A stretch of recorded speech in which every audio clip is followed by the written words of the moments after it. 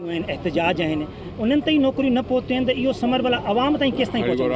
जी sir, जी sir. कारकुन हुजे या आवाम हुजे, ठीकु आहे। नौकरियुनि ते यको पाबंदी रही, उहा मां न हई, असांजी हुकूमत न हई, पर कोर्ट हई। कोर्ट वटि वियो केरु इन पाबंदी हणाइण लाइ MQM, उन्हनि रोज़गार बंदि कयो, पीपुल्स पार्टी बंदि न कयो। असां 24 में ॾियणु शुरू कयूं नौकरियूं, लेकिन बैन लॻी वियो, हाणे बैन खुलियो आहे। कोर्ट खे ख़बर आहे त सही पहिरियों केरु वॉक इन इंटरव्यूज़ में थी विया, उनजे लाइ असीं हर ज़िले में चयो आहे त नौकरियूं ॾियो, पर नौकरियूं आहिनि थोरियूं ऐं माण्हुनि जी डिमांड घणी आहे, तंहिंजे करे शिकायत थोरी घणी ज़रूरु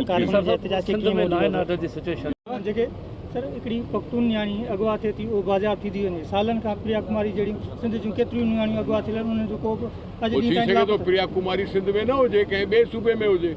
सर इहो हाणे सिंध हुकूमत खे बि इन शइ जो अब असां वॾी कोशिशि खां पोइ वञी पिंकीअ खे हथु कयोसीं, उहो बि लाहौर मां। मां तंहिंजे करे चवां थो भला अलाए प्रिया कुमारी हुजे या ॿिया के नियाणियूं जेके वयूं आहिनि हितां जूं सिंध में हुजनि हा त निकिरी पिया न। हिकिड़ी पश्तून निकिरी सघे थी त सिंधी बि निकिरी सघे थी, पर थी सघे थो कंहिं ॿिए सूबे में हुजे। उहे सिंध जूं नियाणियूं आहिनि, छा सिंध हुकूमत एतिरो ज़रूरी नथी सम्झे त सिंध जूं नियाणियूं आहिनि त सिंध हुकूमत एतिरो ज़रूरी नथी सम्झे त वफ़ाक़ सां राब्तो करे जंहिं बि मुंहिंजो साईं इहो वफ़ाक़ सां राब्ता बि थींदा रहंदा हूंदा, ॿियनि सूबनि सां बि राब्ता थींदा रहंदा हूंदा।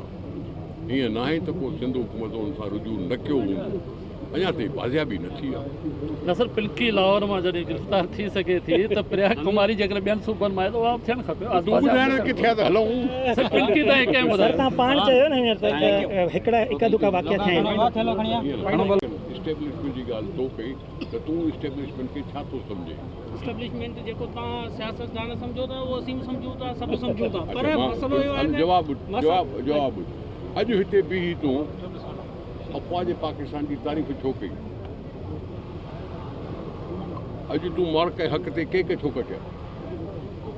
बुनियान मरसूस जो नालो छो खयो? इस्टेब्लिशमेंट त रही आहे या को पाकिस्तान में? भुट्टे साहब एटम बम छो ठाहियो?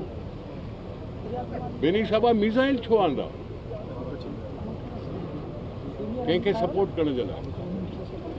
बाक़ी आहे असांजी इस्टेब्लिशमेंट जेका बि आहे, ब्यूरोक्रेसी हुजे, फौज हुजे, उहा त हर मुल्क में हूंदी आहे, हर मुल्क में हूंदी आहे, पर असां उन्हनि सभिनी जे मथां सम्झूं था पार्लियामेंट खे। पार्लियामेंट आहे सभिनी जे मथां, ऐं असां पार्लियामेंट खे मज़बूत करण जा हर वक़्तु कम कया आहिनि। ज़रदारी साहब पाण वटि पावर न रखिया, पार्लियामेंट खे ॾेई छॾी, त पार्लियामेंट खे त मथां रखियोसीं न। ऐं कंहिं बि मुल्क में, कहिड़ो बि मुल्क हुजे, उहो सभई इस्टेब्लिशमेंट हूंदी आहे, पर कंहिंखे त असां मथे रखूं, उहा आहे पार्लियामेंट।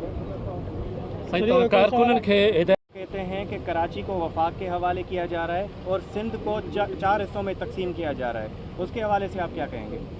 ये किसने कहा है कि जूनियर जुल्फकार अली भुट्टो ने अपने बयान में कहा, क्या कहा है कि कराची को वफाक के हवाले किया जा रहा है और सिंध को 4 हिस्सों में तकसीम करके नए सूबे बनाए जा रहे हैं। उस पे उसका मौक़िफ़ क्या है? वही बता रहे हैं। नहीं, मौक़िफ़ क्या है? जूनियर साहब सिर्फ बता रहे हैं जी, मौक़िफ़ क्या है? मौक़िफ़ तो आप अपना मतलब सिंध हुकूमत के तौर पे देना कि इस बात की आप तरदीद करते हैं या तस्दीक करते हैं? मेरी बात, वो बता रहा है कि यूँ हो रहा है, लेकिन मुझे फर्ज बनता है कि मैं उस पर मौक़िफ़ दूँ, और मैं इस पे मौक़िफ़ देने को तैयार, लेकिन मैं आपसे पूछ रहा हूँ कि उनका मौक़िफ़ क्या है इस बारे में? वो तो सीधी सिंध हुकूमत पे तो फिर मैं बताता हूँ, हम पाकिस्तान पीपुल्स पार्टी वाले इस चीज़ को कभी भी मंजूर नहीं करेंगे। आगे बोले। सर 1 खां 4 ग्रेड ताईं नौकरियुनि वारो जेको मामिलो हले पियो, 1 खां 4 ग्रेड जो